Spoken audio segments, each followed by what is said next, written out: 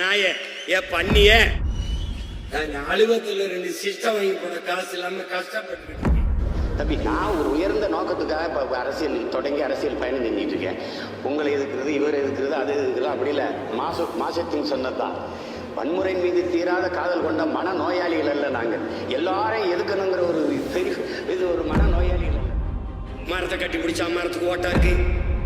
மாடு ஆடு மேய்க்கிறாயோ மாடு ஆடு பேசுக பைத்தியம் முத்தி போச்சு. தண்ணீருக்கு மாநாடு போடுறாரு, அதுக்கு ஓட்டா இருக்கு. தண்ணீருக்கு ஓட்டுல தண்ணீரை குடிக்கிற நாய உனக்கு ஓட்டுருக்கல நாய, அதுக்கு தான் நாய, அதுக்கு தான்டா நாய பண்ணிய தண்ணியை குடிக்கிறிய பண்ணி உனக்கு ஓட்டுருக்கல பண்ணி, அதுக்கு தான் கத்திக்கிட்டு இருக்கேன் பண்ணி. அதில் அலுவலகத்தில் 2 சிஸ்டம் வாங்கி போட காசு இல்லாமல் கஷ்டப்பட்டுக்கிட்டு இருக்கேன். அலுவலகத்தில் 2 சிஸ்டம் வாங்கி போட காசு இல்லாமல் கஷ்டப்பட்டுக்கிட்டு இருக்கேன். இல்ல, அந்த காணொளி பார்த்தேன். தொடர்ச்சியா கடந்த ஒரு 5-10 வருஷமாவே அவரோட அரசியல்ல அநாகரிகமான பேச்சுங்கிறது தொடர்ச்சியா இருந்ததுதான். ஆட்சிக்கு வர்றதுக்கு முன்னாடி இவ்வளவு தூரம் ஒரு கேவலமான ஒரு நடத்தையை காட்டக்கூடிய ஒரு நபர் ஆட்சிக்கு வந்தாருன்னா எந்த லெவலுக்கு போவார்னு பாருங்க. 10 கருணாநிதிக்கு சம்பந்தத்திற்கு சீமான் இப்ப திமுகவை போய் சந்திச்சதுக்கு அப்புறம் தான் இவங்களோட நடத்தையில தமிழ் தேசிய இது கடந்த 1 மாசத்துல நீங்க தமிழ் தேசிய அரசியலுக்கு என்ன போராட்டங்களோ என்ன பண்ணிருக்காங்க. உங்களுக்கு ரசிகர்கள் இல்லையா, நீங்களும் சினிமால இருந்தானே வந்தீங்க அப்படின்னு சொன்னோன்னே, இல்ல நான் போய் என் ரசிகர்களா பார்த்தேன்.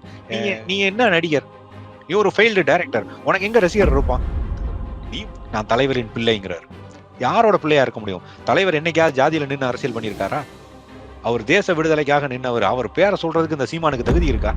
சீமானுக்கு எப்படி பாக்குறேன்? தமிழ் தேசியத்துக்கு இந்த நாம் தமிழர் கட்சி சீமான் ஒரு மிகப்பெரிய இழுக்கு அப்படின்ற மாதிரி தான் நான் பாக்குறேன்.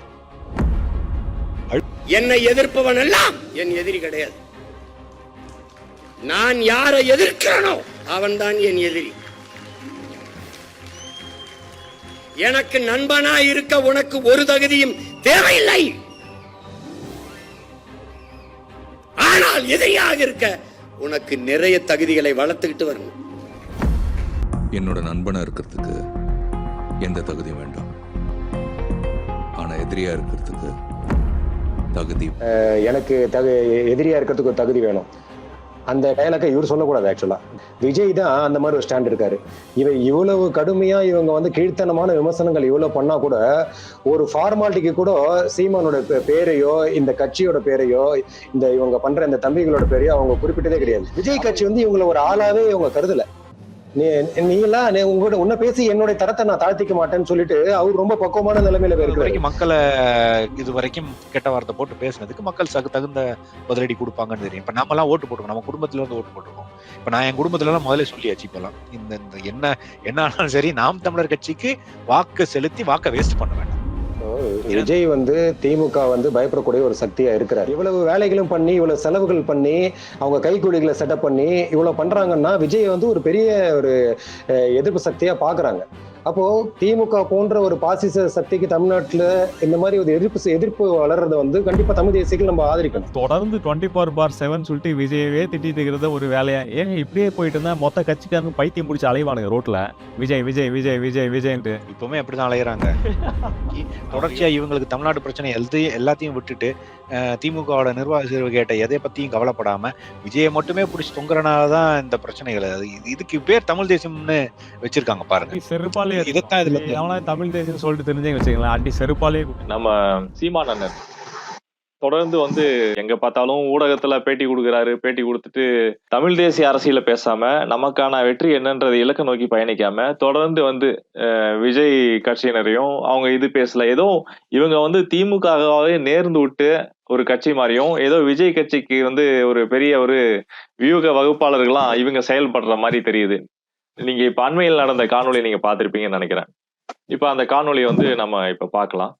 செத்து போன குடும்பத்தெல்லாம் பணம் இருக்குவா, அப்ப தேர்தலை எல்லாம் ஓட்டு பெட்டி இங்க போட்டுன்னு சொல்வியா?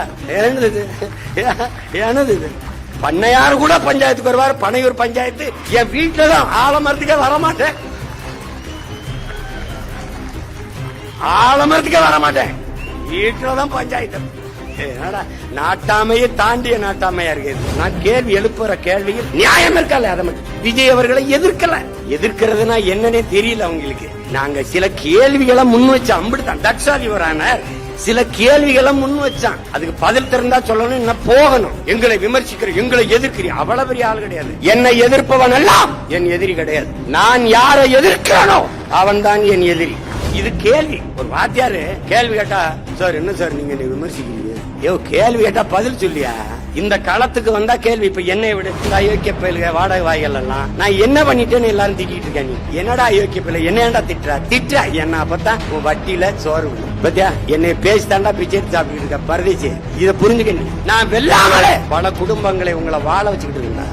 டேய் ஒருத்தன் மானம் உள்ள வேண்டாம். நான் இனிமே சீமான் பேரையும் நாம் தமிழுங்க பேரையும் உச்சரிக்க மாட்டேன். அதுல இருந்து வர்ற ஒத்த பைசா எனக்கு வேணா. என் நெத்தியில செத்து போனா கூட வைக்க கூடாது ஒத்த போட்டு. நீ வேலுநாச்சியார படமா வச்சுட்டா மறவர் எல்லாம் தென் மாவட்டத்துல முக்குளத்தோரெல்லாம் ஓட்டு போடுவான்னு சொல்லி வச்சா இல்ல சொல்லி வச்சான்ல, அவன் கேளு என்னங்க இந்த பேச்சு பேசுறாருன்னு. அம்பேத்கரை போட்டா தாழ்த்தப்பட்ட எல்லாரும் ஓட்டு போட்டுவான்னு நினைக்கிறேன். அவனுக்கு அப்ப எங்க இருக்கான் பாட்டேன். அவன் ரத்தத்துல நான் இருக்கேன். தமிழ் தேசியத்துல வேற வேலையே இல்லையா? இல்ல திமுகவை பத்தி எந்த இதுவுமே பேச மாட்டாங்களா? எவ்வளவு ஸ்கேம் நடந்திருக்கு, திமுக வந்து எத்தனை ஊழல்கள் செஞ்சிருக்கு, இதை பத்தி ஏதாவது டீடைல்ல ஏதாவது ஒர்க் பண்றாங்களா? ஆனா இவர் ஒரு உரை பேசுறாருன்னா அதுல வந்து 70-80 விழுக்காடு விஜய் பத்தி பேசுறமே தான் விஜய்க்காகவே நேர்ந்து விட்ட மாதிரி இருக்குது. எவ்வளவு கொடூரமான வார்த்தைகளை இப்ப நம்ம வந்து 10 ஆண்டுகளா வந்து நாம் தமிழர் கட்சியை நான் எல்லாம் ஆதரிச்சிருக்கேன், சரிங்களா? இப்ப அவர் என்ன சொல்றாரு, நான் இப்ப என்ன செஞ்சிட்டேன்னு சொல்லிட்டு நீ என்னை திட்டுறேன்னு சொல்லிட்டு அதுக்கப்புறம் என்னென்ன கொச்சையான சொற்களை எல்லாம் பயன்படுத்தி அவர் பேசுறாரு பாருங்க. இந்த காணொலியில் ஒன்று சொல்லிக்கிறேன். இந்த காணொலியில் பார்த்தீங்கன்னா அவர் பயன்படுத்தக்கூடிய இந்த இது பார்த்தீங்கன்னா சொல்லியிருப்பாரு, எனக்கு வந்து நண்பனாக இருக்கிறதுக்கு வந்து தகுதி தேவையில்லை, எனக்கு எதிரியாக இருக்கிறதுக்கு வந்து தகுதி தேவை. இப்போ இதை பார்த்தீங்கன்னா அட்டகாசன்னு ஒரு திரைப்படம் வந்தது. அதில் வந்து அஜித் பாடலில் வரக்கூடிய வரி இது. அப்போ பார்த்தீங்கன்னா இவர் வந்து இந்த சினிமாத்தனமாக நடந்துக்கிறாங்க அப்படின்னு சொல்றத பார்த்தீங்கன்னா இவர் தான் இப்போ மொத்தத்துலையும் ஒரு சினிமா நடத்துறமா நடந்துக்கிறாரு. சினிமாவில் வரக்கூடிய டைலாக்கு, அந்த ஒரு ஹீரோ பேசக்கூடிய டைலாக்கு, அதில் பாடல் வரிகளை பயன்படுத்துறாரு. அங்கே இருக்கிற அவருடைய ரசிகர்களும் அதை வந்து ஆரவாரப்படுத்தி அதை வந்து இது பண்றாங்க. ஒரு கட்சியோட தலைமை பொறுப்புல இருக்கக்கூடிய ஒரு பேசுற விதமா இதுன்னு எனக்கு ஒன்றும் வியப்பா இருக்கு. இவர் மேலும் மேலும் அவருடைய வன்மம் வந்து கூடிக்கொண்டே போகுது. மக்கள் மேலேயும் சரி, சக அரசியல் கட்சிகள் மேலேயும் சரி. இவர் வந்து அதுவும் அவரோட நம்மளை பத்தி கருத்து சொன்னா நம்ம மேல ஒரு விமர்சனம் வைக்கிறாங்க. அவர் பேசுறது வந்து கட் பண்ணி நம்ம விமர்சனம் வைக்கிறதா சொல்றாங்க. அவர் நிறைய விஷயங்கள் பேசுறாரு. ஆனா அவர் பிரதானமா பேசுறது, அவர் வன்மமா பேசுறது வந்து மக்கள் பத்தியும் விஜயோட அரசியல் பத்தியும் தான். இல்ல அந்த காணொளி பார்த்தேன். தொடர்ச்சியா கடந்த ஒரு 5-10 வருஷமாவே அவரோட அரசியல்ல வந்து அநாகரிகமான பேச்சுங்கிறது தொடர்ச்சியா இருந்ததுதான். மத்த கட்சிக்காரங்கன்னு இல்ல, தான் சொந்த கட்சிக்காரங்களே ரொம்ப அனாச்சாரமா பேசக்கூடிய ஒரு பாரம்பரியம் கொண்டவர் தான் சீமான் அப்படிங்கிறது நமக்கு தெரிஞ்சிருந்தாலும், இந்த பர்ட்டிகுலர் காணொளி நீங்க பாத்தீங்கன்னு வச்சீங்கன்னா ரொம்ப அது நாளுக்கு நாள் நீங்க சொன்ன மாதிரி அந்த வன்மம் வந்து மக்கள் மேல கூடிக்கிட்டே போகுது. மக்களுங்கிற இடத்துல நம்மளும் தான் இருக்கிறோம். இப்ப நம்மளையுமே அவர் என்ன மாதிரி சொல்றாருன்னா, அந்த நாய்ங்கிற மாதிரி வார்த்தையை யூஸ் பண்ணியிருக்காரு. தண்ணீர் மாநாடு போட்டதை நிறைய பேர் விமர்சிச்சிருக்காங்களாம். அந்த தண்ணியை குடிக்கிற நாய் நீ தானே குடிக்கிற நாய அப்படிங்கிறத அந்த ஒரு இல்ல அந்த காணொளி பார்த்தேன். தொடர்ச்சியா கடந்த ஒரு 5-10 வருஷமாவே அவரோட அரசியல்ல வந்து அநாகரிகமான பேச்சுங்கிறது தொடர்ச்சியா இருந்ததுதான். அதுக்கு மேல யூஸ் பண்ணியிருக்கிறாரு. அப்ப நீங்க யோசிச்சு பாருங்க, உங்களுக்கு ஒரு அரசியல் கட்சி நடத்துறீங்க, எந்த மாண்பும் இல்ல, எந்த ஒரு ஒரு ஒரு டீசென்சின்னு சொல்லுவாங்கல்ல, ஒரு பேசிக் டீசென்சி அது கூட இல்லாத ஒரு ஆள். அந்த மாதிரி தான் நான் பார்க்குறேன். இந்த ஆள் எந்த வித நன்மையான வேலைகளும் மக்களுக்காக செய்ய போறதே இல்ல. ஆட்சிக்கு வர்றதுக்கு முன்னாடி இவ்வளவு தூரம் ஒரு ஒரு கேவலமான ஒரு நடத்தைய காட்டக்கூடிய ஒரு நபர் ஆட்சிக்கு வந்தாருன்னா எந்த லெவலுக்கு போவார்ன்னு பாருங்க. 10 கருணாநிதிக்கு சமம் அந்த திரு சீமான். அந்த மாதிரியான பிஹேவியர் தான் அவரு எவ்வளவு வன்மம் இருந்தா அந்த மாதிரியான வார்த்தைகள் வரும். உனக்கு தான் பரதேசி நாய் பண்ணிங்கிறத 10 தடவ அந்த காணொலிக்கு மேல யூஸ் பண்ணியிருக்கிறாரு. அந்த மீட்டிங்ல போயி நீங்க சம்மந்தம் இல்லாத விஷயங்கள் எல்லாம் பேசியிருக்காரு. அவர யார் குறை சொல்றாங்களோ, யார் பனையூருக்கு போறாங்களோ, அதெல்லாம் இவருக்கு என்ன வந்தது? ஒண்ணு அது பாதிக்கப்பட்ட கட்சிக்காரங்க அவங்க. பாதிக்கப்பட்ட குடும்பங்கள் எதுவுமே பேசல. ஒண்ணு அவங்கள்ல யாராவது ஒருத்தர் அந்த மாரியான ஒரு ஒரு வருத்தத்த தெரிவிச்சிருந்தாலோ, நாங்க அங்க போறது சரியில்லன்னு யாராவது ஒருத்தர் பின்வாங்கியிருந்தாலோ, நம்ம பேசலாம். அது அவங்களுக்குள்ள அவங்க கட்சிக்காரங்களுக்குள்ள ஒரு 2 பேரும் ஒத்துழைச்சு, அவங்களுக்குள்ள இது சரி இருக்காது அப்படிங்கிறத உணர்ந்ததுக்கு அப்புறம் தான் அவங்க மெட்ராஸ்க்கு வர ஒத்துக்கிறாங்க. அதுக்கப்புறம் போய் சந்திக்கிறாங்க. இப்ப அவரு நெனச்ச மாரி ஒரு வழக்கு போயிட்டு இருக்குது. இந்த வழக்குல இப்ப அவரு அங்க போனாருன்னா, சாட்சிய கலைச்சிருவாங்கன்னு சொல்லி இவங்களே தான் திருப்பியும் பேசுவாங்க.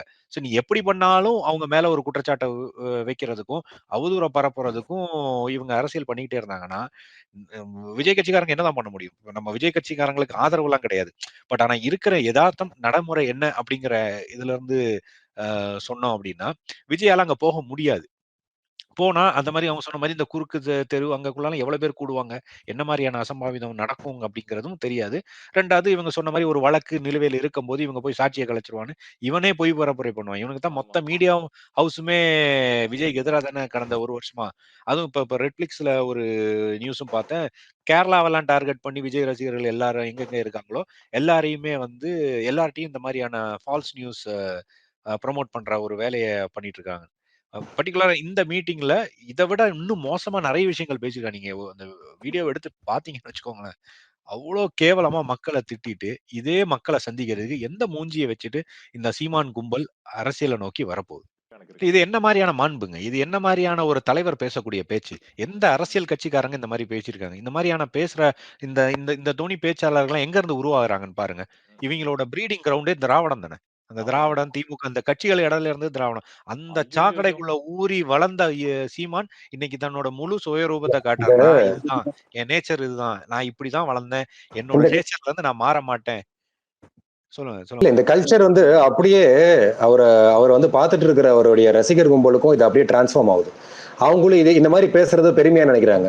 இப்போ வலைத்தளங்கள்ல போய் பாத்தீங்கன்னா ரொம்ப அருவருப்பான விதத்துல இதை வந்து அவங்க கருத்துக்களை சொல்றாங்க, அசிங்கமான வார்த்தைகளை பயன்படுத்துறாங்க. அப்போ இவங்க பேசுற மாதிரி இந்த அறம், மாண்பு, பண்பு எல்லாமே பாத்தீங்கன்னா நம்ம ஏற்கனவே சொன்னது போல தமிழ் இனத்துக்கு எதிரானவங்க கிட்ட அவங்க கிட்ட இதெல்லாம் காட்டுறாங்க. மக்கள் கிட்ட வந்து ரொம்ப வன்மமா தான் நடந்துக்கிறாங்க. எனக்கு ஒரு ஒரு சந்தேகம் இருக்கு. இப்ப 15 வருஷமா ஒரு கட்சியை நடத்திட்டு இருக்கிறாங்க. அவங்களுக்கு ஒரு கட்டமைப்பு இருக்குன்றாங்க. அரசியல் படுத்தப்பட்ட இளைஞர்கள் அவங்க பின்னாடி இருக்கதா சொல்றாங்க. அப்போ நேத்து வந்திருக்கக்கூடிய அஜித், விஜய் போன்ற ஒரு ஆளுக்கு அவங்க கூட இருக்கிறவங்களும் தற்கூரின்னு சொல்றாங்க. அப்ப ஏன் இவ்வளவு பதட்டப்படுறாங்க? இவங்க வந்து இப்போ திமுகவை மறந்துட்டாங்க, காங்கிரஸை மறந்துட்டாங்க, பாஜகவை மறந்துட்டாங்க. முழுக்க முழுக்க இவங்களுடைய மொத்த சக்தியையும் கொண்டு போயிட்டு விஜயை தாக்கி அவரை முடுக்கிறதுலயும் இருக்கக்கூடிய திட்டம் என்னன்னு புரியல. இப்ப அவங்க இதுல இவங்களுக்கு எந்த நினைக்கிறாங்களா ஓட்டு விஜய் கிடைக்காது வருகையினால இல்லையா? இவங்களுடைய அரசியல் அரசியல் எதிர்காலமே இல்லாம போயிடும்னு ஒரு பதட்டப்படுறாங்களா, பயப்படுறாங்களா? அதனால போய் விஜய வந்து இந்த மாதிரி எதிர்த்துட்டு இருக்காங்களா, இல்ல விஜய் எதிர்க்க சொல்லி வேற எங்கிருந்தாவது வந்து இவங்களுக்கு அழுத்தம் கொடுக்கப்படுதா? என்ன காரணத்துக்காக இதை பண்றாங்க? இவங்களோட வேலையே இல்லையே இதெல்லாம் தமிழ் தேசிய பாதையா? இல்ல நாம் தமிழர் கட்சி ஓட் பேங்க் அரசியல்ல வந்து அவரே சொல்லிட்டாரு கூட்டணிக்கு போறது இல்லங்கிறது. ஓட் பேங்க் அரசியலுக்குள்ள நீங்க கூட்டணி வைக்காம இருந்து எந்த எந்த பிரயோஜனமும் இல்ல. அந்த ஓட்டு எல்லாமே செல்லா ஓட்டா தான் போகுது. அப்படியே கடல்ல கரைச்ச பெருங்காயம் மாதிரி தான். அந்த ஓட்டுகளுக்கு எந்த பயனும் இல்லை. அதுக்காக இவங்க போய் இந்த வார்த்தை ஜாலங்கள்ல பேசுறாங்கல்ல, மானம் உள்ள ஓட்டு அது இதுன்னுலாம். அதெல்லாம் எந்த விதத்துக்கும் அரசியல் தேர்தல் அரசியலுக்கு பயன்படவே போறது இல்ல. அப்படிங்கும்போது ஓட் பேங்க் அரசியல்ல இருந்து இவங்க இல்ல. இவங்க ஆட்சிய பிடிக்கணும். அது எதுவுமே இல்ல. ஆட்சியா வந்து அண்ணன் மடியில உட்கார்ந்தா வேணா எடுத்துப்பாரே ஒழிய, அப்பவும் கூட வேண்டாம்பாங்க. ஏன்னா எனக்கு இருக்கக்கூடிய பிசினஸ் போயிரும். இப்ப நான் கரெக்ட்டா அங்கங்க பேசி காசு வாங்கிக்கிறேன். இந்த பிசினஸ்ல இருந்து எனக்கு வேண்டாம். அப்படிங்கிற நிலைமையில தான் இருக்கிறாங்க இல்லையா? இப்ப திமுகவ போய் சந்திச்சதுக்கு அப்புறம் தான் இவங்களோட நடத்தையில தமிழ் தேசிய இது கடந்த 1 மாசத்துல நீங்க தமிழ் தேசிய அரசியலுக்கு என்ன போராட்டங்களோ என்ன பண்ணியிருக்காங்க இவங்க? கடந்த 1 மாசம் முழுக்க முழுக்க விஜய திட்டுறத மட்டுமே தன்னோட தமிழ் தேசிய அரசியலா பண்ணிட்டு, தன்னோட ஃபாலோவர்ஸ்ன்னு சொல்லக்கூடியவங்க இந்த சோசியல் மீடியால அது ரொம்ப இப்போ சொற்ப பேர் தான் இருக்கிறாங்க. பல பேர் வந்து கட்சிக்காரங்களே வந்து இவர் பண்ணக்கூடிய இந்த மாண்பற்ற, அறமற்ற செயல்கள வந்து அவங்களாலேயே தாங்கிக் கொள்ள முடியாம ரொம்ப பேர் சைலண்டா இருக்காங்க. அதையும் மீறி சில பேர் வந்து இந்த போட்டோகிராபிக்ஸ் எல்லாம் பண்ணி, விஜய தாக்குறதுக்காக அண்ணனுக்கு முட்டு குடுக்கணும்னு நினைக்கிறவங்களுக்கெல்லாம் எந்த அளவுக்கு இவங்க எவ்வளவு சீமான விட டேஞ்சரானவங்க இவங்க. சீமான கூட ஒரு ஒரு காரணத்துக்காக நீங்க எடுத்துக்கலாம். ஆனா இந்த மாரியான நபர்கள் வந்து தமிழ் இனத்துக்கே துரோகிகள். இல்ல. இப்ப இவங்க நீங்க இதுதான் பாத்தீங்கன்னா இது வந்து எல்லாம் முழு முழு ஒரு விஷயம் சொல்றேன். இது பாத்தீங்கன்னா இப்போ இதுக்கு பின்னாடி பின்புலத்துல பாத்தீங்கன்னா விஜய் அரசியலை டிஃபேம் பண்றதுக்கு அவங்கள வந்து மக்கள் மத்தியில வந்து தவறான ஒரு ஆளுங்களா காட்டுறதுக்காக கூகுள்ல பின்ன மேட்டா அதாவது ஃபேஸ்புக்ல இதுக்கெல்லாம் பயங்கரமான பெய்ட் ப்ரொமோஷன் லட்சக்கணக்கில் செலவு பண்ணிட்டு இருக்காங்க. திமுக சார்பா இயங்கக்கூடிய நிறுவனங்கள்லாம் பின்புலத்துல இருந்து இறங்கக்கூடிய நிறுவனங்கள்லாம் பாத்தீங்கன்னா அவ்வளவு லட்சக்கணக்கில் செலவு பண்ணி ஒர்க் பண்ணிட்டு இருக்காங்க. இப்போ அதே மாதிரிதான் இப்போ இது ரொம்ப எவிடென்ட்டா தெரியுதுல்ல. திமுக இந்த நரேட்டிவ ஆமா. பில்ட் பண்ணி இத தமிழ்நாடு ஃபுல்லா வந்து புஷ் பண்ணிட்டு இருக்காங்க. தமிழ்நாடு மட்டும் இல்லாம அண்டை மாநிலங்கள்ல சுத்தி இருக்கக்கூடிய மாநிலங்கள் கேரளா, ஆந்திரா, கர்நாடகாவுல சர்டன் ரீஜியன்ஸ் கூட டார்கெட் பண்ணி அவங்க அத புஷ் பண்ணிட்டு பெய்டு ப்ரமோஷன்ஸா பண்ணிட்டு இருக்காங்க. இந்த மாரியான ஒரு டிஎம்கேவோட நரேட்டிவ்க்கு எவ்வளவு நாள் தான் வந்து தமிழ் தேசியவாதிகள் வந்து எனக்கு தெரியல எங்க அண்ணனுக்காக நான் நிக்கிறோம் அப்படின்னு சொல்லிட்டு போய் அதே நரேட்டிவை இவங்க எப்படி பண்ண முடியும்? அப்ப என்ன தமிழ் தேசிய அரசியல் இங்க இருக்கு? இதுக்கு பேர் எப்படி தமிழ் தேசிய அரசியல்னு சொல்ல முடியும்? இவர் இதே மீட்டிங்ல நீங்க நல்லா பாருங்க. இதே யூடியூப் இதுல இருக்கு இன்னும். இந்த மீட்டிங்ல இவர் எல்லா தவறான விஷயங்களும் வாய் கூசாம அப்படியே அந்த மேடையில அடிச்சு விடுறாரு. ஒரு பேட்டிலையும் கூட பார்த்தேன். அதுலயும் என்ன சொல்றாருன்னா, விஜய்க்கு வந்து உங்களுக்கு வந்து ரசிகர்கள் இல்லையா? நீங்களும் சினிமால இருந்தானே வந்தீங்க அப்படின்னு சொன்னோனே, இல்ல நான் போய் என் ரசிகர்களா பார்த்தேன். இப்ப கமல் வந்தாரு, எம்ஜிஆர் இருந்தாரு, விஜயகாந்த் வந்தாருன்னா, அவங்க எல்லாம் போய் அவங்க ரசிகர்கள்ட்ட இருந்து வந்தாங்க. அதனால தான் நான் அவரை எதுக்குறேன். நீ நீ என்ன நடிகர்? நீ ஒரு ஃபெயில்டு டைரக்டர். உனக்கு எங்க ரசிகர் இருப்பான்? நீ வந்தது மொத்தமா 2008ல வந்த அத்தன தமிழ் தேசிய இளைஞர்களையும் மொத்தமா நிர்மூலமாக்கி ஒண்ணுமில்லாத போய் தவிட்டு தற்குறிகளா இன்னைக்கு ஊர்ல சுத்திட்டு இருக்கிறானுங்க. அந்த மாரி ஆக்கி வச்சிருக்க ஒரு ஆள் தான் நீயா ஒழிய, உனக்கு எங்க இருந்து ரசிகர்கள் இருப்பாங்க? அப்ப எங்க யார எதோட கம்பேர் பண்றதுன்னு பாருங்க. இத சொன்னதுக்கு உடனே அங்க இருந்து விசில் அடிச்சு ஒரு 4 பேர் கை தட்டுறது. அப்போ என்ன மாரியான கல்ட் பிஹேவியர் இவர் உருவாக்கிட்டே வந்துட்டு இருக்காரு. இப்ப இந்த மீட்டிங்லயும் பாருங்க. இது எல்லாமே நடக்குது இல்லையா? இவர் வந்து மக்கள நாய்ங்கிறாரு, மக்கள பன்னிங்கிறாரு, பரதேசிங்கிறாரு, என்னென்ன கெட்ட வார்த்தை அனாச்சாரமா பேச முடியுமோ எல்லாத்தையும் பேசிக்கிட்டு தலைவரையும் இந்த இதை இழுத்துக்கிறார். நான் தலைவரின் பிள்ளைங்கிறார். யாரோட பிள்ளையா இருக்க முடியும்? தலைவர் என்னைக்காவது ஜாதியில நின்னு அரசியல் பண்ணியிருக்காரா? அவர் தேச விடுதலைக்காக நின்னவர். அவர் பேர சொல்றதுக்கு இந்த சீமானுக்கு தகுதி இருக்கா? சீமானுக்கு எந்த விதத்துல தகுதி இருக்கு? தனி மனித ஒழுக்கம் இருக்குதா? இது எல்லாரும் பேசின விஷயம் தான். ஆனா தனி மனித ஒழுக்கம்ங்கிறது இத முதல் நாள் பார்த்தவங்களுக்கு சீமான் முதல்ல அரசியல் வந்ததுக்கு அப்புறம் எல்லாம் விட்டுட்டாரு. இல்ல பிரபாகரன போய் இப்ப சந்திச்சு வந்ததுல இருந்து ஞானம் வந்துருச்சு. அது அது அது அப்பட்டமான பொய். இன்னைக்கும் நிறைய பேரு கட்சியில பயணிச்சவங்களுக்கு தெரியும். அ மது போதை பேச முடியாது. மது அரசியல அவர் பேசவே முடியாது. ஏன்னா, அவரே மதுவுக்கு அடிமையானவர் அவர். அப்புறம் பெண்கள் விஷயத்துல கேட்கவே வேண்டாம். நாடே சிரிச்சு போச்சு. அந்த அளவுக்கு மோசமானது. அப்புறம் ஏதாவது கொண்ட கொள்கையில நேர்மையா நிக்கிறாரா? அதுவும் கிடையாது. வெறும் வாய் சொல்விலார் பேசிக்கிறது. எங்கேயாவது கோட்ஸ படங்கள்ல இருந்தும் மத்தவங்க பேசின கோட்ஸ எடுத்து மேடையில பேசி கைத்தட்டு வாங்குறத தாண்டி, ஆக்ஷன் பிளான் ஒண்ணும் கிடையாது. இன்னைக்கு அதே மீட்டிங்ல சொல்றாரு, "விஜய், முத்துராமலிங்க தேவர பத்தி உன்னால பேச முடியுமா? 1 மணி நேரம் பேச முடியுமான்னு?" யாரால பேச முடியாது? எவ்வளவு நேரம் ஆகும்? என்ன டேட்டா சிங்கிங் கிடைக்காதா? போய் கூகுள்ல தட்டி பாருங்க. டிஎன்டினா என்னன்னு பாருங்க. டிஎன்சினா என்னன்னு பாருங்க. டிநோட்டிஃபைட் ட்ரைப்ஸ்னா யாரு? டிநோட்டிஃபைட் கம்யூனிட்டிஸ்னா என்ன? இதுக்குள்ள என்ன பிரச்சனை இருக்கு? எந்தெந்த சமுதாயத்துக்கு என்னென்ன பிரச்சனை இருக்குன்னு எல்லா டேட்டாவும் இருக்கு. இப்ப அதுவா தேவை? இத மேடையில பேசிட்டா விஜய் நீ ஏத்துப்பியா? அப்ப என்ன பைத்தியக்காரத்தனமான பேச்சு இது? இந்த பேச்சுக்கு விசில் அடிச்சா குஞ்சுகளா இருந்து அத்தனை பேரும் விசில் அடிச்சு கை தட்டிட்டு இருக்கான்னா, அப்ப எப்படிப்பட்ட ஒரு ஒரு ஒரு மனநலம் பாதித்த ஒரு ஒரு ஒரு கும்பல நீ உருவாக்கிட்டு இருக்கிற? இதுக்கு எப்படி நீ கைத்தட்ட முடியும்? இது பேசுறது ஒரு பெரிய விஷயமா? ஏன்னா நமக்கு கிடைக்காத டேட்டா. எல்லா டேட்டாவும் அவைலபிள். இந்த இன்டர்நெட். யாராலும் எந்த வரலாறும் பேசணும். எதுவும் புதுசா நீ இல்ல. பேசல. வரலாறு. ஏற்கனவே நடந்த வரலாறு. எல்லாராலும் பதிவு செய்யப்பட்ட வரலாற தான் நீ பேசியிருக்க. ம், ம், ம். இதுக்கு இல்ல. எப்படி இது எப்படி தமிழ் தேசிய அரசியல்ல எங்க வர முடியும்? இப்போ அதே ஒரு பாயிண்டோட இந்த அதே மீட்டிங்ல அவர் இன்னொன்னு என்ன சொல்றாருன்னா, நல்லா பாருங்க ஜாதி அரசியல் எவ்வளவு கேவலமா பண்ணியிருக்காருன்னு. அங்க இருக்கக்கூடிய பல்லர்கள் வாக்கு, ஆ முக்குளத்தோர் வாக்கு, அப்புறம் வந்து நாடார்களோட வாக்கு. இந்த 3 பேர் வாக்கையும் டார்கெட் பண்ணி அங்க ஒரு வேலை ஒரு அசிங்கமான ஒரு ஜாதி அரசியல் சீமான் பண்ணியிருக்காரு. அப்படி பாத்தீங்கன்னா ஏடிஎம்கேக்கு யாரும் ஓட்டு போட மாட்டாங்க. ஏடிஎம்கேல கிட்டத்தட்ட 4 அமைச்சர் வந்து முக்குளத்தோர் சமுதாயத்தை சேர்ந்தவங்க தான் இருக்கிறாங்க. விஜயபாஸ்கர் இருக்கிறாரு, திண்டுக்கல் சீனிவாசன், ஆர்பி உதயகுமார் எத்தனை பேர் இருக்கிறாங்க? இப்ப அவங்களோட வாக்குகள் எல்லாம் எங்க போகும்? அப்ப இந்த மாதிரியான அரசியல் செய்ய சொல்லி கொடுத்ததுதான் தலைவரோட அரசியலா உனக்கு? அப்ப தலைவர் பேர் அங்க அதே மேடையில சொல்லிட்டு, இதே மாதிரி ஜாதி அரசியலையும் பேசிக்கிட்டு, மக்களையும் திட்டிக்கிட்டு, என்னைக்காவது ஒரு நாள் இயக்கத்தை சார்ந்தவங்கள் மக்கள் மீது குறை சொல்லியிருக்காங்களா இதுவரைக்கும்? இந்த ஆளு இதுவரைக்கும் கட்சி ஆரம்பிச்சதுல இருந்து இன்ன தேதி வரைக்கும் தொடர்ச்சியாக மக்கள குறை சொல்றது, மக்கள தகாத வார்த்தையில திட்டுறது, நாய, பேய, பரதேசி, பன்னி, அந்த மவனே, நல்ல ஆப்பானு ஆத்தாளு பிறந்தது. இதெல்லாம் என்ன மாரியான வார்த்தை? நீ யார்றா என்ன சொல்றது? நல்ல ஆப்பானுக்கு ஆப்பானு பிறந்துறான்னு சொல்லி கேட்கறதுக்கு. நீ எப்படி பிறந்த? உன் பிறப்பு என்ன? அத எடுத்து நீங்க அனலைஸ் பண்ணி பேசுவோமா நீ? எத்தனாவது அப்பாக்கு நீ பிறந்த அப்போ? கேட்க முடியுமா? இது எவ்வளவு கேவலமான ஒரு பேச்சு. இத யார பார்த்து கேட்கிறேன்னா, மக்கள நோக்கி கேட்கிறேன். அந்த மக்கள்ல நம்மளும் ஒருத்தர். அப்ப ம், ம். நம்மளை அவன் தொடர்ச்சியா எல்லா மேடையிலயும் கேவலப்படுத்தத நம்ம இனிமேலும் அலோவ் பண்ணக்கூடாது. நல்ல அப்பானுக்கு ஆத்தாளுக்கும் பொறந்தங்கிறது இவன் சர்டிஃபை பண்றது இல்ல. அது அது எல்லாரும் உணர்ந்துக்கணும். அது ஒவ்வொருத்தருக்கும் அந்த கோவம் வரணும். ஏன்னா, அது நம்ம அப்பாவையும், அம்மாவையும் இவன் மேடை போட்டு வச்சு பேசுற அளவுக்கு இவன் தமிழ்நாட்டு அரசியலுக்கோ, தமிழ் தேசிய அரசியலுக்கோ எந்த ஒரு நல்ல விஷயமும் செய்யல. அப்போ அவனுக்கு அதற்கான உரிமை சீமானுக்கு கிடையவே கிடையாது. சீமானோட தம்பிகள் பேசக்கூடிய அனைத்து தற்குறிகளுக்கும் வேற தமிழ் சமுதாயத்துல இருக்கக்கூடிய யாரை பார்த்தும் நல்ல அப்பானுக்கும் ஆத்தாளுக்கும் பிறந்திருக்கான்னு பேசுறதுக்கான தகுதியே கிடையாது. அத்தனை பாலியல் குற்றவாளியும் அவங்க கட்சிக்குள்ளதான் உட்காந்துருக்கான். நீ உனக்கு என்ன தகுதி இருக்குடா நீ எல்லாரும் கேட்க முடியும். இல்ல இந்த கட்சி வந்து இப்படியே இது நிலைச்சிட்டு இருந்தது வச்சுங்களேன், இப்பவே நீடிச்சிட்டு இருந்தது அப்படின்னா கண்டிப்பா இவங்களுக்கெல்லாம் தக்க பாடம் புகட்டப்படும். இப்பவே பாத்தீங்கன்னா தமிழ் தேசியர்கள் மத்தியில வந்து இவருக்கு மிகப்பெரிய கெட்ட பேர் ஆயிடுச்சு. இந்த முறையெல்லாம் வந்து 2% ஓட்டு வாங்கிட்டாலே, வாக்கு வாங்கிட்டாலே மிகப்பெரிய அது வியப்பு தான். இந்த தடவை வந்து கண்டிப்பா இந்த மாதிரி ஒரு சராசரியா ஒரு மக்கள் கேட்டாலே என்னடா இது தமிழ் தேசியத்துக்கு, இது வந்து நான் எப்படி பாக்குறேன்னா தமிழ் தேசியத்துக்கே இந்த நாம் தமிழர் கட்சி சீமான் வந்து ஒரு மிகப்பெரிய இழுக்கு அப்படின்ற மாதிரிதான் நான் பாக்குறேன். அழுக்கு தமிழ் கண்டிப்பா தேசியத்தின் மேல் படைந்த கரை. இந்த கரை ஒளியாட்டி தமிழ் தேசியம் இதுக்கு மேல வளரவே முடியாது. இவரோட சேர்ந்து இந்த தமிழ் தேசியம் அழிந்துடும். எப்படி இன்னைக்கு மதிமுக கட்சி இன்னைக்கு அழிஞ்சு மதிமுக கட்சியே இல்லாம இருக்கோ, இதே நிலைக்கு தமிழ் தேசியத்தை கொண்டு செல்றதுதான் சீமானோட முதன்மை வேலை திட்டமா இருக்குது. இதுல இவரு தொடர்ச்சியா இந்த மாதிரி பேசுற விஷயங்களை தமிழ் தேசியவாதிகள் நேர்மையா நின்னு எதிர்க்கணும். அவரு பின்னாடி போயிட்டு இவர் தான் ஒற்றை நம்பிக்கை, இவரை தாண்டி வேற ஆளே இல்ல, இந்த ஆளுதான் அந்த இடத்தையே அடைச்சிக்கிட்டு இருக்காரு, இந்த ஆளை நீங்க நகர்த்துங்க, தமிழ் தேசம் வந்து தானா வளரும். தமிழ் தேசியம் வந்து இத்தனை வருஷத்துல இவர் சொல்லி ஒன்னும் வளரல. இதுக்கு முன்னாடி தமிழரசன் பேசியிருக்கிறாரு, குணாயா பேசியிருக்காங்க, ஏகப்பட்ட பேர் இருக்காங்க தமிழ் தேசியம் பேசினவங்க எல்லாம்.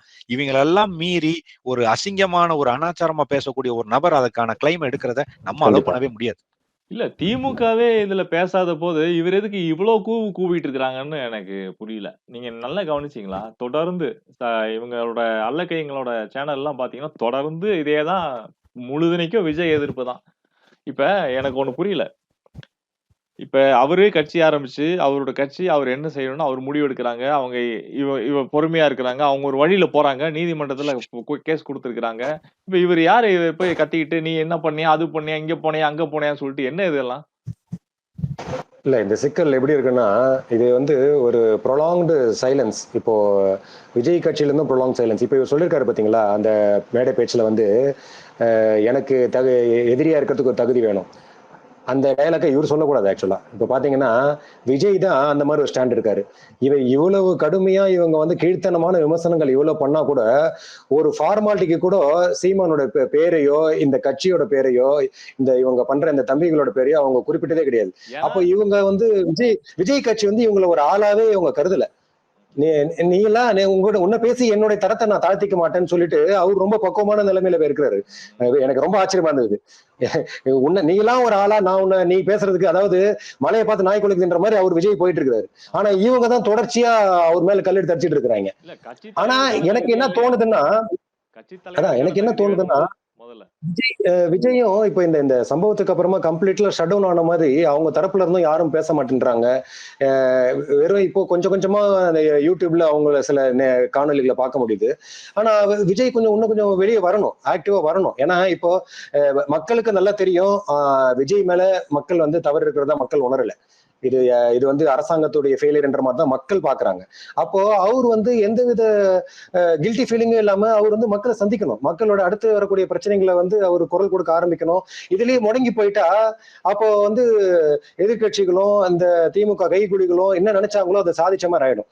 அதுதான் நம்ம தரப்புல இருந்து பாக்குறது. இப்போ விஜய் வந்திருக்காரு இப்பதான் அரசியலுக்கு. நடந்துச்சு இதே மாதிரி இன்னொன்னு நடந்துச்சு பாலா. அந்த நம்ம துப்பாக்கி சூடு நடந்த சம்பவத்தை ஒட்டி பாத்தீங்கன்னா திடீர்னு கம்ப்ளீட் சைலன்ஸ் தமிழ்நாட்டுல இருந்துச்சு. எந்த அரசியல்வாதிகள் எல்லாருமே இது போயிட்டாங்க. ஏன்னா ஒரு பெரிய இழப்பு நடக்கும் போது நம்மளால ஒரு உளவியல் ரீதியா அது பெரிய பாதிப்பை உண்டு பண்ணுங்கிறது ஏற்கக்கூடியதுதான். பட் அதை தாண்டி இன்னைக்கு தேதியில இவங்க அரசியல் பண்ணணும் அப்படின்னா, ஏன்னா தொடர்ச்சியா உங்களோட எதிரிகள் வந்து ரொம்ப கேவலமான ஒரு ஒரு மூன்றாம் தர அரசியல் பண்ற அளவுக்கு இறங்கிட்டாங்க. திமுக இருக்கட்டும், நாம் தமிழரா இருக்கட்டும், திமுகவோட இன்னொரு விங்கா செயல்படக்கூடிய நாம் தமிழரா இருக்கட்டும், இன்னைக்கு தேதியில அவங்க அரசியல் ரீதியா உங்களுக்கு சப்போர்ட் பண்றது அண்ணாமலை, எடப்பாடி, அப்புறம் ஈவன் நீங்க வந்து டிடிவி அண்ட் மற்ற பார்ட்டிகளை கூட சொல்லலாம். அவங்க எல்லாமே உங்களுக்கு சப்போர்ட்டா தான் இருக்காங்க. நீங்க அந்த அந்த விஷயங்களையாவது உணர்ந்துட்டு அது கூட தேவையில்லை. உங்களுக்கு முக்கியமான சப்போர்ட் உங்களோட விர்ச்சுவல் வாரியர்ஸும் உங்களோட கட்சிக்காரர்களும் உங்க கட்சி ரசிகர்களும் இந்த இறந்து போன குடும்பங்கள் 41 குடும்பங்களும் உங்களை எங்கேயுமே குற்றம் சாட்டல. அப்படிங்கும்போது நீங்க அந்த குடும்பங்களை சந்திச்சதுக்கு அப்புறம் இனிமே உங்களுக்கு வேகமா நீங்க இந்த அரசியல நீ அடுத்த ஒரு 4 மாசத்துக்கு நீங்க பண்ண ஆரம்பிச்சா மட்டும்தான், இல்லைன்னா இவங்களோட தொடர்ச்சியான இந்த அவதூறுகளும் இந்த பொய் பரப்புரைகளும் தொடரும். இதை நம்ம எத்தனை நாள் நாள் போய் அடிச்சுக்கிட்டு இருக்க முடியும்? அவங்களுக்கு இருக்கிற மேசிவ் ஆர்மி, அதாவது மணி, அப்புறம் இன்ஃப்ராஸ்ட்ரக்சர், அந்த ஊடகங்கள்ல பரவி கிடக்கக்கூடிய அந்த திராவிடவாதிகள், இது போக இன்னைக்கு சீமானோட ஜாம்பிஸ். இந்த சீமான் ஜாம்பிஸை நீங்க எப்படி அட்டாக் பண்ணுவீங்க? ஏன்னா இன்னைக்கு Seeman irrelevant to politics. Vote bank பாலிடிக்ஸ்ல சீமான் வந்து எந்த ஒரு 8% இவங்க சொல்லக்கூடியதை நான் இன்னும் வரைக்கும் ஏற்கல. ஏன்னா அது அந்த 2019 எலெக்ஷனே வந்து ஒரு சீரியஸ் எலெக்ஷன் கிடையாது. இந்த எலெக்ஷன்ல நமக்கு தெரியும் ஓரளவுக்கு இவங்க வந்து அந்த பர்சன்டேஜ் வாங்க மாட்டாங்க. அவரோட ரியல் பர்சன்டேஜ் என்னங்கிறது நமக்கு தெரிஞ்சிடும். போதாத குறைக்கு மக்களை இது வரைக்கும் கெட்ட வார்த்தை போட்டு பேசுனதுக்கு மக்கள் தகுந்த பதிலடி கொடுப்பாங்கன்னு தெரியும். இப்ப நம்ம எல்லாம் ஓட்டு போட்டிருக்கோம், நம்ம குடும்பத்துல இருந்து ஓட்டு போட்டிருக்கோம். இப்ப நான் என் குடும்பத்துல எல்லாம் முதல்ல சொல்லியாச்சு. இப்பெல்லாம் இந்த இந்த என்ன ஆனாலும் சரி, நாம் தமிழர் கட்சிக்கு வாக்கு செலுத்தி வாக்கை வேஸ்ட் பண்ண வேண்டாம். ஆமா, அது தேவையில்லாத வாக்கு. உங்க வெறுத்துருச்சு. வாக்கை நீங்க வேஸ்ட் பண்றீங்க. நீங்க ஆமாமா. நோட்டாக்கு போடுறதும் சீமானுக்கு போடுறதும் ஒண்ணு. ஆமா. நோட்டாக்கு இல்ல, போலதான் சீமான் நம்ம நிக்கிறாப்ல. நம்ம இவ்வளவு பேசுறோம்னா, இப்போ விஜய் வந்து திமுக வந்து பயப்படக்கூடிய ஒரு சக்தியா இருக்கிறாரு. எடப்பாடி ஒரு பக்கம் இருக்கிறாருன்னா, விஜய் வந்து கண்டிப்பா நமக்கு தெரியுது. இவ்வளவு வேலைகளும் பண்ணி, இவ்வளவு செலவுகள் பண்ணி, அவங்க கைக்கூலிகளை செட்டப் பண்ணி, இவ்வளவு பண்றாங்கன்னா, விஜய் வந்து ஒரு பெரிய ஒரு எதிர்ப்பு சக்தியா பாக்குறாங்க. அப்போ திமுக போன்ற ஒரு பாசிச சக்திக்கு தமிழ்நாட்டுல இந்த மாதிரி ஒரு எதிர்ப்பு வளர்றத வந்து கண்டிப்பா தமிழ் தேசியர்கள் நம்ம ஆதரிக்கணும். கண்டிப்பா இப்போ மக்களே எடப்பாடியாரா இந்த இருக்கட்டும், ஆதரிக்கணும். இப்போ இடத்துல தானே நிறைய ஒரு உருட்டு மக்கள் இப்போ உருட்டுறாரு. வந்து பாஜகவுக்கு வரவேற்கிறாங்க இதை. எதிரா இருக்கேன்னு சொல்லிட்டு ஒரு உருட்டு உருட்டுறாருல சீமானு. எனக்கு வந்து இவன் அண்ணன் தம்பி தான். இந்த எதிரியை நான் எப்ப வேணாலும் பார்த்துப்பேன். எனக்கு பாஜக இன்னைக்கு பாஜக தமிழ்நாட்டுல என்ன பர்சன்டேஜ்ல இருக்கு? பாஜக யாருக்கு எதிரி?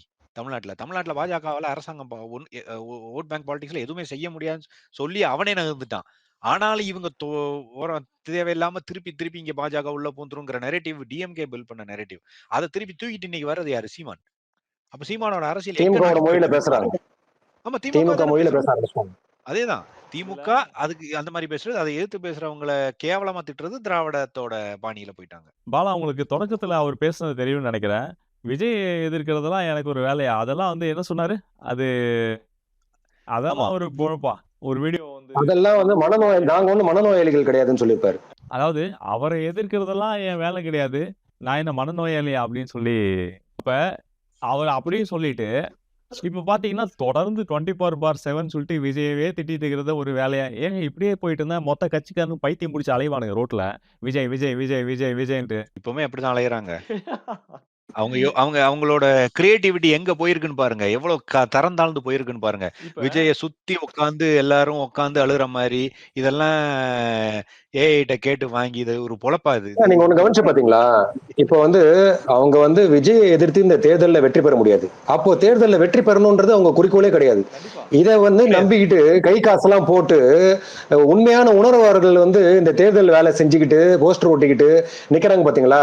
இந்த பேட்ச் அப்படியே இந்த எலெக்ஷனுடைய கட்சியை விட்டுட்டு வெளியில போய் தான் அவங்க என்ன பண்ணுவாங்க தெரியல அவங்க பிழப்புக்கு. சில பேருக்கு அது அவங்களுக்கு ஒரு மனநோயா மாறிடுச்சு பாலா. அது நிறைய பேர் இப்போ மூணூர்ல பாக்குறீங்கல்ல, மூணூர்ல இந்த மாதிரி சோசியல் மீடியாஸ்ல இருக்கிறவங்களுக்கு எந்த ஆதாயமும் கிடையாது. ஆக்சுவலா அவங்க பணம் வாங்குறது இல்ல, காட்சிக்காரன் பணம் கொடுக்க போறது இல்ல வெளியில எங்கேயும் பணம் வாங்க போறது இல்ல. வெறும் வழியா தனக்கு ஒரு வெளிச்சம் வேணும்னு நம்பக்கூடிய நபர்கள் இருக்காங்கல்ல, அவங்களுக்கு பெரும்பான்மையான லைக்ஸ் இது எல்லாமே வந்து நாம் தமிழர் கட்சியில இருந்து தான் வரும். இந்த லைக்ஸுக்காக சில அறமற்ற செயல் செய்யறது இருக்குல்ல, இது இது இது எப்படி ஏற்க முடியும் சொல்லுங்க? இதை பார்த்துட்டு இருக்கக்கூடிய மக்கள் இதை எப்படி பார்ப்பாங்க? நீங்க சொன்னோன்னு எனக்கு ஒரு ஞாபகம் வருது. ஒருத்தர் அது மாதிரி தான் எழுதியிருக்கிறாரு. உல்லாச விடுதிக்கு போற மாதிரி இவங்க இந்த துக்கத்துக்கு வரவங்க அவங்க ஆறுதல் தெரிவிக்கிறதுக்காக அவங்கள வர வச்சு செங்கல்பட்டுல ஏதோ ஒரு மண்டபத்துல கூடுறாரு விஜய். அதை வந்து அவ்வளவு கேவலமா அநாகரிகமா கருத்து போட்டிருக்கிறாங்க ஒருத்தங்க. இவங்க எந்த அளவுக்குன்னா விஜய் வந்து சீமான் எந்த அளவுக்கு இறங்கியிருக்காரோ அதை விட இன்னும் கீழே போயிட்டு இருக்கிறாங்க இவங்க. இவர் வந்து அவங்களுக்கு உதவி செய்யறாங்க. அது அவங்க விருப்பம், கட்சியினோட ஒரு நடவடிக்கை. இதை பத்தி இப்ப இவங்களுக்கு என்ன பிரச்சனை? அந்த மக்களே வந்து குறை சொல்லாத போது, இப்ப ஏதோ ஒரு சிக்கல் வந்து இந்த மக்கள்கிட்ட தானே வரணும். என்னங்க இப்படி பண்றீங்க விஜய் அப்படின்னு சொல்லி இந்த மக்கள் தானே சண்டை போட்டுருக்கலாம். என்னங்க எங்களை கூப்பிட்டு தொல்லை பண்றீங்க? அந்த மக்களே ஒன்றும் சொல்லாத போது இவனுக்கு என்ன அல்ல கைங்க கூப்பிக்கிட்டு இருக்கானுங்க? எனக்கு தெரியல. இல்ல, அதுதான் சொல்றேன். அந்த மக்கள் தான் அங்க பேசணும். அவங்களுக்கு எந்த பிரச்சனையும் இல்ல. அவங்க விஜயோட தொடர்பு கொள்றாங்க, விஜய் வந்து அவரோட தொடர்பு கொள்றாங்க. அவங்க பரஸ்பரம் ஒரு விஷயங்கள்ல ஒத்துக்கிறாங்க. இந்த அரசியல்களை புரிஞ்சு அது புரிஞ்சனால தான் அந்த 41 குடும்பமும் விஜய்கிட்ட சொல்றதை கேட்டு வராங்க. இல்ல ஒருத்தர் கூட நான் வர முடியாதுன்னு சொல்லலையே. அந்த மாதிரி யாருமே இவங்க யாரும் போய் மிரட்டலையே. ஆளுங்கட்சியை மீறி இவங்க மிரட்டிட முடியுமா? அதெல்லாம் ஒண்ணும் பண்ண முடியாது. அப்ப அது தேவையே இல்லாம அத ஒரு பெரிய சீனாக்கி, தொடர்ச்சியா இவங்களுக்கு தமிழ்நாட்டு பிரச்சனை எல்லாத்தையும் விட்டுட்டு, திமுகவோட நிர்வாக சீர்வு கேட்ட எதை பத்தியும் கவலைப்படாம, விஜய மட்டுமே புடிச்சு தொங்குறனால தான் இந்த பிரச்சனைகள். அது இதுக்கு பேர் தமிழ் தேசியம்னு வச்சிருக்காங்க பாருங்க. அடி செருப்பாலேயே இதத்தான் இதுல இது எவனாவது தமிழ் தேசியம்னு சொல்லிட்டு தெரிஞ்சேன்னு வச்சுக்கங்களேன், அடி செருப்பாலேயே கொடுக்கணும் அவனுங்களுக்குலாம். முதல்ல வந்து தமிழ் தேசியம் என்னன்னு தெரியணும் உங்களுக்கு. அது முதல்ல தெரியுமான்னு தெரியல. இல்ல இதை பத்தி ஒரு கருத்து முன் வச்சிருக்காரு சீமான். அவர் என்ன சொல்றாருன்னா, இப்போ இந்த மாதிரி பாதிக்கப்பட்டவங்களை வந்து இவர் போய் சந்திக்காம அவங்களை இவர் கூப்பிட்டு வந்து பாப்பாரா, அதே மாதிரி வாக்குப்பெட்டியும் எடுத்துட்டு வந்து இந்த மாதிரி பனையூர்ல வச்சு வாக்கு கேட்பாரான்ற மாதிரி முட்டாள்தனமா பேசியிருக்காங்க.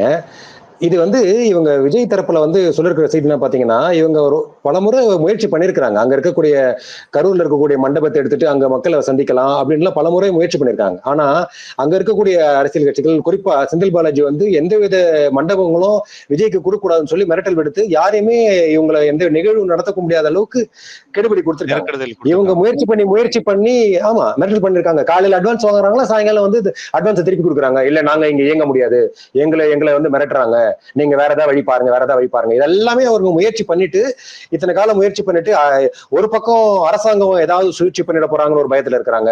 ஒரு பக்கம் இவங்களுக்கு இடம் அங்க எதுவுமே அமையல, இந்த மாதிரி ஒரு மிரட்டல் இருக்கிறதுனால வேற வழி இல்லாம அவங்கள இவரு இங்க கொண்டு வந்து பண்ணக்கூடிய சூழ்நிலைக்கு தள்ளப்பட்டிருக்காரு. அதையும் உட்காந்துக்கிட்டு கமெண்ட் பண்ணிக்கிட்டு, அதை விமர்சனம் பண்ணிக்கிட்டு இழிவா பேசிட்டு இருக்கிறாங்க. பாதிக்கப்பட்டிருக்காங்க மக்கள், அவங்களுடைய வருத்தத்துல பங்கெடுக்கணும்னு கூட இல்லாம அவங்களே கேலி பொருளாக்கிட்டாங்க. மகிழ்ச்சி. நம்ம மீண்டும் ஒரு கலந்தாய்வுல சந்திப்போம். அனைவருக்கும் நன்றி, வணக்கம். நன்றி.